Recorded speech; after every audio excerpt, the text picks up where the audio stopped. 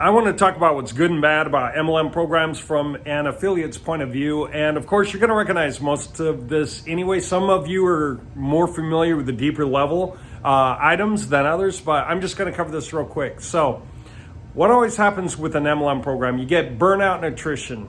What's that? People put in as much sweat equity as they can to get 100 people to join their group. And while they're trying to get guy number 101, the first guy is quitting. While they're trying to get guy number 102, the second guy is quitting, that kind of thing. So usually they wind up finding that at first they can climb and get some guys in, but then they just hit a level off point. Somewhere up in there, as they're adding new guys are dropping off. Why are they dropping off? Because what's the biggest thing about MLM is that there's no such thing as a difference between you and your upline or your downline. Everyone at every level of the MLM gets to know benefit that's different than the guy above them or below them. How often do you hear of like a force matrix, say a 3x3, right? Where a system's gonna put people into place, and as it does, it's gonna get 3 in for each next person, and then 3 in for each of those guys, and 3 in for each of, the system's doing that. So you sort of feel like the system's being built for you. But the reality check is that's not really true. First, mathematically, it's next to impossible. Do the math through a handful of levels, and you'll realize that the company can't even find that many leads. Where are they going to find them, right? Companies posting everywhere they can, but you're going to run out of leads pretty quick. Second thing that's wrong with that model is if people get a free benefit in the middle, they're usually not doing the thing they're supposed to do.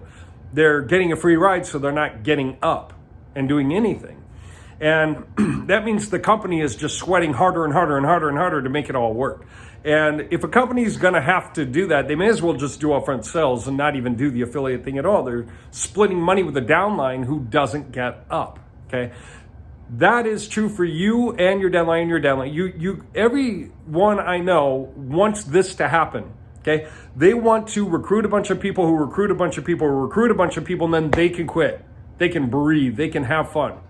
Yeah, we all know that.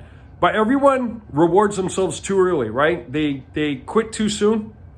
They get their first few guys and sort of figure that's it. Well, their first few guys don't even know what they're doing, okay? So what do? You have to learn how to help them do it. Except here's going to be the next problem. You're wanting to tell them to run out and sell. Hey, go here, post there, go here, post there, go here, post there, whatever it is. If you've never done it, you don't even know what works and what doesn't. You don't know how to post. You don't know when to refresh the post. You don't know what to say in the post. And that's where we wind up with a whole mess of chaos in so many of the forums that are out there. Guys run in and just say something crazy. Hey, you can make $2,000 a month. The one guy says, where the next post over says, hey, you could make $3,000 a month. Well, what? Does that mean the first guy's message is less interesting because everyone's going to stampede to the next guy's message? Who knows? Who's got the most exclamation points? Did you know exclamation points really mean that what you're saying excites you? It doesn't mean it excites them. Hey, you can make $3,000 a month, 4 exclamation points. Doesn't mean they're excited. You're excited. But maybe for them it's like $3,000 a month, I'd be broke, right? Same, and it was like, yeah, I meant on the side. So that kind of thing, you can't just tell people to do it. You actually have to walk them through it. One of the most glaring examples I can give. There was a time that we had an auto replier on Backpage. It didn't post ads, but it replied to people who put ads on Backpage. Backpage is similar to Craigslist. That program came and went by now, but there was a time it was really, really big. And we built a replier to reply to those guys. Guess what we said? Hey, do you need to contact 10,000 Backpage posters? Well, my computer is doing that right now while I'm out teaching my kids how to play racquetball. Do you want to learn how to make that work for you? Click the link below. That was cool. I had a message quite similar to that and just told people, use that message, okay? The people who used it, it worked, okay? Took me a while to get that message dialed in. Took me a number of tries before I actually had a really good response rate. But then the one guy kept getting a hold of me and saying, look, I'm using your message, man. I'm saying, so you're not getting replies. It's like, I'm not getting any signups. Okay, well, you know what? Maybe it's not going out for some reason. Put your own email address like every 50 or every 100. Make sure you're getting 50, one every 50 or one every 100 to your own email to make sure that it's actually sending. He goes, I did that, or he came back. I did that, and it is sending. but they're not signing up. Now, well, I went back and forth with this guy. I kept saying, are you sure you're using my message? Yes, I'm using your message. We reached a point where I said, did you make any changes to my message? He goes, well, I didn't say that I was teaching my kids how to play racquetball. I said I was out playing golf. I went, oh, there you go. You made a mistake. When you say your computer's doing it while you're out playing golf, you're not being socially helpful to anyone. You're just some greedy guy.